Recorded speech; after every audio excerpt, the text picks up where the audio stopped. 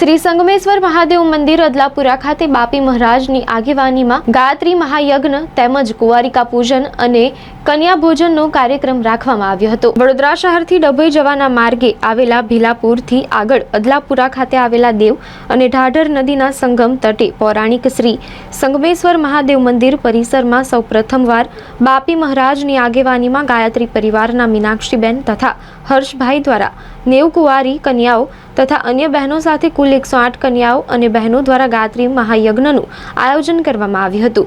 મહાયજ્ઞ બાદ કન્યા પૂજન તેમજ કન્યા ભોજનનો કાર્યક્રમ યોજવામાં આવ્યો હતો। સાથે જ જાહેર મહાપ્રસાદીનું આયોજન કરવામાં આવ્યું હતું। આ પ્રસંગે પૌરાણિક શ્રી સંગમેશ્વર મહાદેવ મંદિરના કરતા હર્તા એવા બાપી મહારાજ તેમજ ગાયત્રી પરિવારના મીનાક્ષીબેને જણાવ્યું હતું કે પ્રથમવાર શ્રી સંગમેશ્વર મહાદેવના સાનિધ્યમાં આ પાવન ભૂમિ પર કુંવારી કન્યાઓ ગાયત્રી મહાયજ્ઞમાં બેસી યજ્ઞ અનુષ્ઠાન કરવામાં આવ્યું હતું, જેમાં દીકરીઓ સંસ્કારોને પ્રાપ્ત કરી પોતાનું જીવન શ્રેષ્ઠ બનાવે।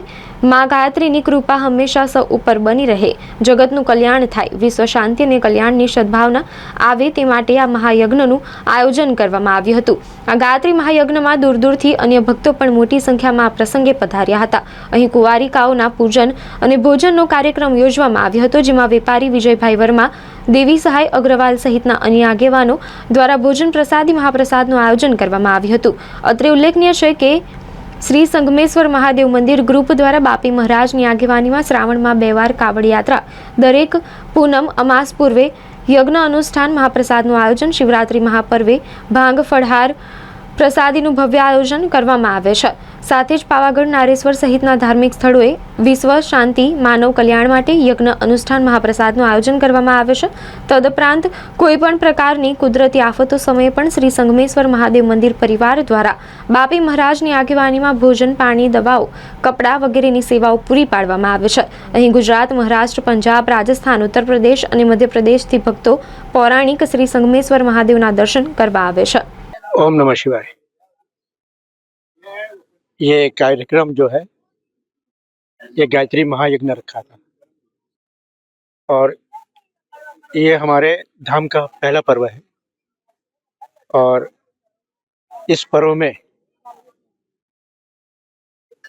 हमने यहाँ पर सिर्फ कुंवारियों को ही बैठाया इस महायज्ञ में, और जिससे इन कुंवारी कन्या के स्रोत में इनके हवन से सर्व भक्तों का कल्याण हो और माँ गायत्री सब पर सदा सहाय रहे। ये विवेचना है और आलोचना भी है, और ये एक वैदिक शक्ति का प्रहार है और प्रवाह है। यही शक्तियाँ जीवन के हर मनुष्य के भीतर प्रवेश करती है और उनके अंदर एक साधना रूपी गायत्री सब जीव मात्र कल्याण के लिए, शिक्षा के लिए, मनोबल को बढ़ाने के लिए और भक्ति के लिए यही स्रोत और यही आशीर्वाद सबको मिलता है। अब आज कितनी कन्याएं बैठी? वैसे तो कहने को 90 कन्याएं थी, लेकिन हम लोगों की दृष्टि में 108 कन्याएं थी।